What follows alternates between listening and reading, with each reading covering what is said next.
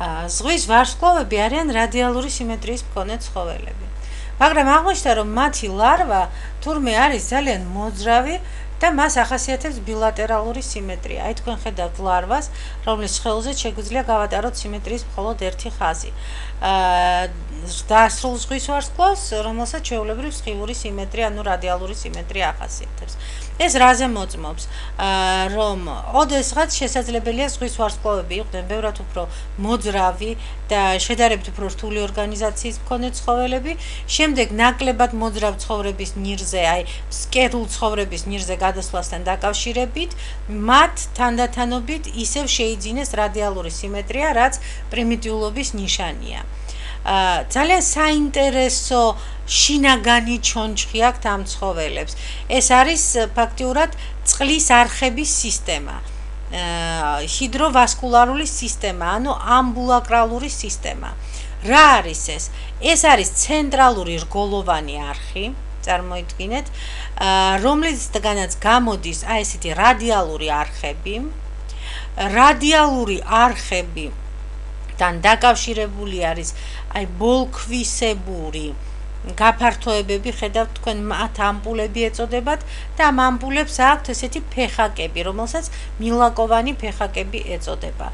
აი ეს მთლიანი სისტემა ამოვსებულია ზღვის წყლით, მაგრამ აქ ასევე არის ცილები, შესაძლებელია იყოს კიდევ სხვა საკვები ნივთიერებები, შესაძლებელია იყოს კალციუმის ჩანართები და შესაძლებელია მონაწილეობდეს ეს სისტემა გაზთა ცვლაშიც და საკვები ნივთიერებების სხეულში გადანაწილებაშიც, ანუ ეს დამხმარე ფუნქციაა მისი, მაგრამ ძირითადი ფუნქცია არის შინაგანი ჩონჩხის წარმოქმნა, ანუ სხეულისთვის ფორმის მიცემა, შენარჩუნება, აი წარმოიდგინეთ, აი რომ იყოს რაიმე უფორმო რბილ სხეულში, აი ესეთი წყლით ამოვსებული არხები, რომლებიც აძლევს და შლის აი ამ რბილ სხეულს, აძლევს სიმყარეს მას. გარდა ამისა, კიდევ ერთი ძალიან მნიშვნელოვანი ფუნქცია ამბულაკრალური სისტემისა გახლავთ ის, რომ მისი საშუალებით ზღვის ვარსკვლავები მოძრაობენ და ახლა ვნახოთ როგორ. ჯერ აღვნიშნოთ უბრალოდ აი ეს ერთი ორგანო, რომელიც არ გვითქვამს აქამდე, მადრეპორიტი. აი აქ ხედავთ თქვენ ცენტრალურ რგოლოვან არხს, დაკავშირებული არის ფეხით, ქვის არხით. მადრეპორიტი, რა არის ეს მადრეპორიტი, რაც ყველა ექინოდერმატასთვის არის ფაქტიურად დამახასიათებელი. ეს გახლავთ საცერი, აი აქ შემოსული წყალი იცრება, მსხვილი ნაწილაკები ვერ შედის, მოძრაობს რგოლოვან არხში, რგოლოვანი არხიდან გადადის კიდევ აი ამ გამონაზარდებში, ბრმა გამონაზარდებში და მოძრაობს რადიალურ არხებში. კიდევ ერთი კვეთა ვნახოთ აი ამ ამბულაკრალური სისტემისა, სადაც კარგად ჩანს ცენტრალური არხი, შემდეგ მადრეოპორი, რადიალური არხი, მილაკი და ამბულა. აი როგორ მოძრაობს ზღვის ვარსკვლავი.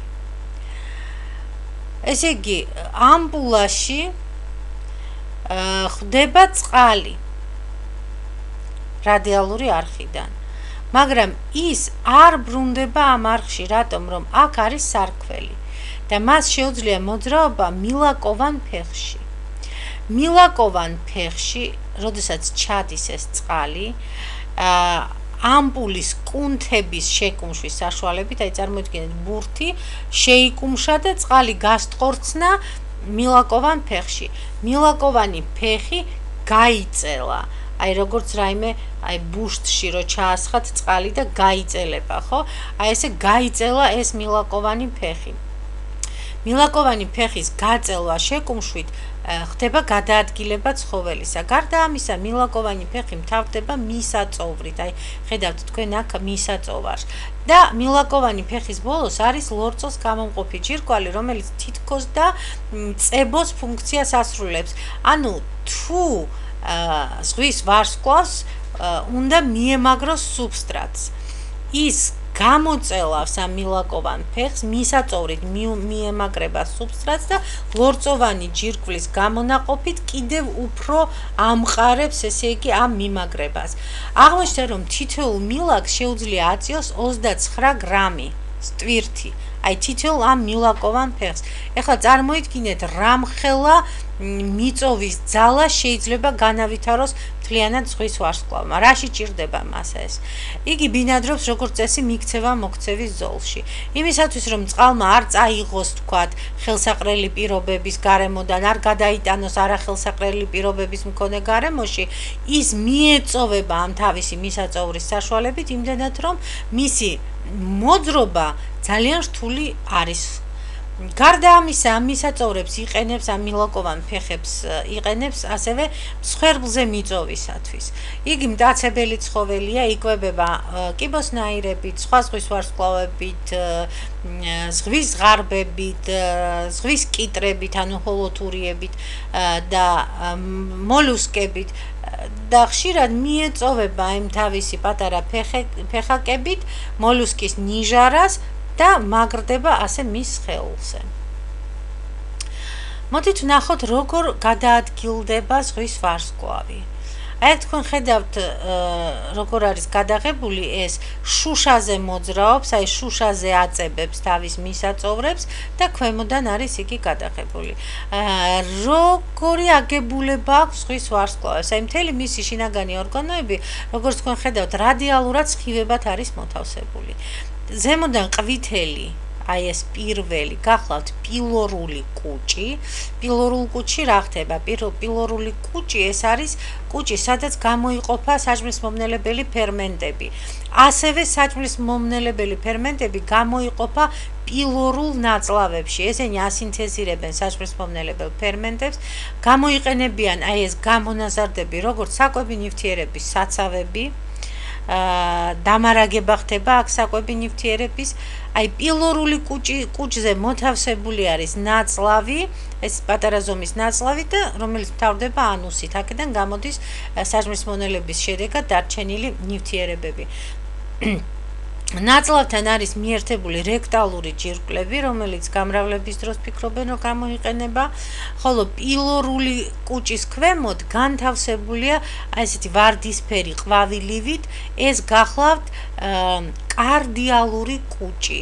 აი ეს გახლავთ ისეთი ორგანო, რომელსაც შესაძლებელია კვების დროს გამოისვრის, თუ ეს მას დასჭირდა პირის ხვრელიდან, ზღვის ვარსკვლავი და აი თქვათ მთლიანად აფარებს კიბოსნაირს, აი პატარა კიბოსნაირია, გამოისვრის კუჭს პირიდან, დააფარებს კიბოსნაირს, გამოყოფს პილორული ჯირკვლის, ბოდიში პილორული კუჭის საშუალებით საჭმლის მომნელებელ ფერმენტებს, შეიძლება ნაწილობრივ მოინელოს თავისი მსხვერპლი, შეისრუტოს სხეულში და შემდეგ ბოლომდე მონელება მოხდება თვითონ სხეულის შიგნით. აი ესეთი, ესე იგი მოძრავი კუჭი არის ფაქტიურად ეს პილორული ბოდიში კარდიალური კუჭი, რომლის ფუნქციაც გახლავთ არა იმდენად საჭმლის მონელება, არამედ საჭმლის მოპოვება, ხო? აი ესე შეიძლება დავარქვათ.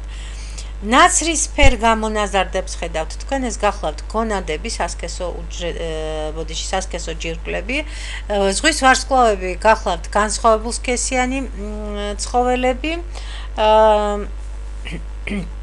ხოლო აი ამ სასქესო გონადების ქვეშ თქვენ ხედავთ ესეთ ყავისფერ ამბულაკრალურ ფირფიტებს.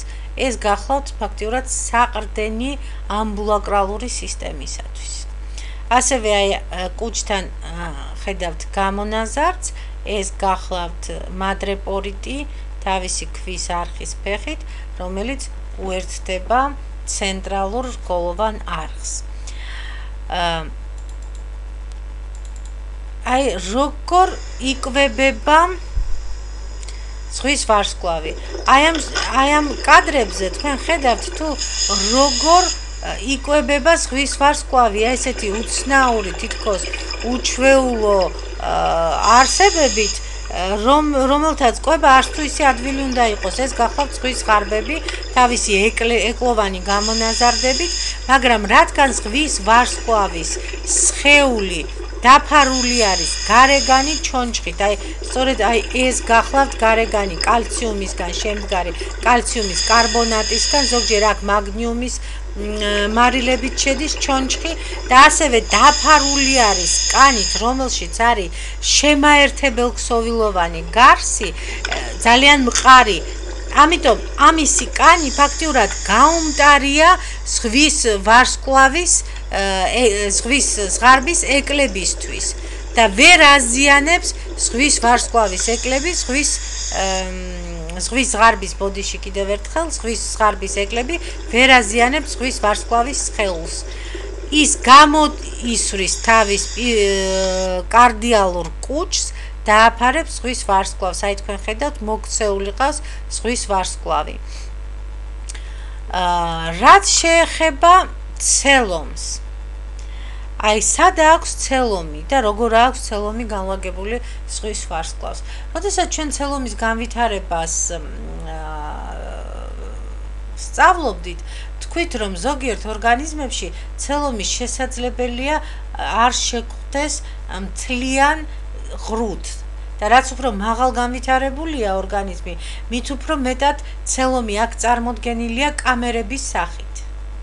აი ჩვენ შემთხვევაში ვთქვით რომ გულის ირგვლივ არის, ხო? აი ცელომი შენარჩუნებული არის ფილტვების ირგვლივ, კარდიალური სიღრუე, პლევრალური სიღრუე, არის მუცლის ორგანოების ირგვლივ, ხო? პერიტონიალური სიღრუე.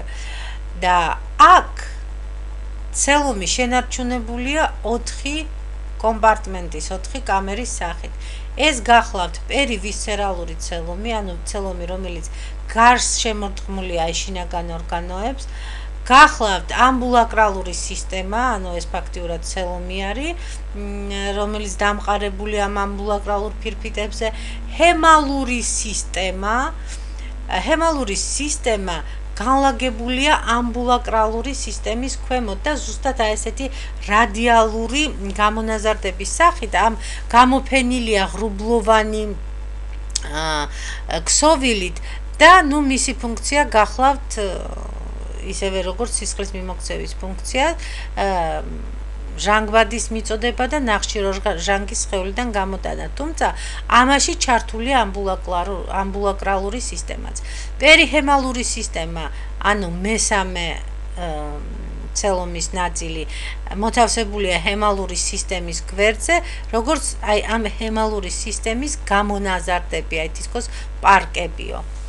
აი ეს გახლავთ ცელომის აგებულება თვითონ ამათ ორგანიზმში. ეხლა როგორ არის მოთავსებული, აი რომ წარმოვიდგინოთ კარგად, ზღვის ვარსკვლავში როგორ არის ჩაწყობილი ეს ორგანოთა სისტემები.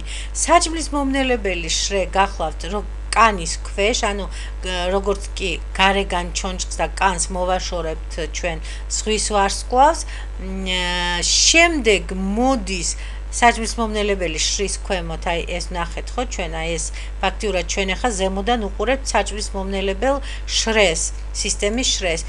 მერე მოდის ამბულაკრალური შრე, ქვემოთ არის ჰემალური შრე, ხოლო შემდეგ თავდება უკვე ქვედა ნაწილით, კანით, გარეგანი ჩონჩხით, უფრო სწორად კანით და აი საიდანაც გამოშვერილი არის, აი ამ პატარა არხებიდან, ხედავთ თქვენ, აი გარეგანი ჩონჩხი მთლიანი არ არის მუცლის მხარეზე და აი აქედან გამოშვერილი აქ არხები იქნება, ცარიელი ადგილები, საიდანაც გამოშვერილია მილაკოვანი ფეხები, ამას თქვენ კიდევ კარგად დაათვალიერებთ პრაქტიკულ